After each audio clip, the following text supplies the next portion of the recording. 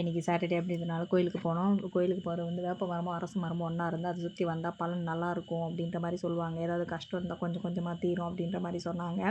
நான் மோஸ்ட்லி கோயிலுக்கு சாரி தான் கட்டிட்டு போவேன். ஆனால் இந்த டைமு ஒரு மாதிரி காளி வயிற்றில் போகிறோமா, அது நழுவி நழுவி வர மாதிரியே இருக்கும். சுற்றுறதுக்கு ஒரு மாதிரி அன்ஈஸியாக இருக்கும். சரி, அதனால் ட்ரெஸ்ஸு தான் போட்டு போனேன்.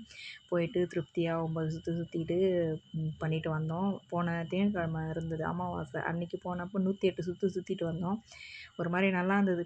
பீஸ்ஃபுல்லாக நல்லா இருந்தது. நீங்கள் எந்தெந்த கோயிலுக்கு போவீங்க? சனீஸ்வரர் கோயிலுக்கும் போகலாம். இது வந்து வாக்கபிள் டிஸ்டன்ஸில் இருக்கிறதுனால ஆஞ்சநேயர் சுவாமி கிட்ட தான் இருக்குது. அந்த அரச மரம் வேப்ப மரம் அங்கே தான் போயிட்டு வந்தோம். ஒரு மாதிரி நல்லா சாந்தமாக நல்லா இருந்தது. நீங்கள் எந்த கோயிலுக்கு போவீங்க, எப்படி பண்ணுவீங்க அப்படின்னு சொல்லி மறக்காமல் கமெண்ட் பண்ணுங்கள்.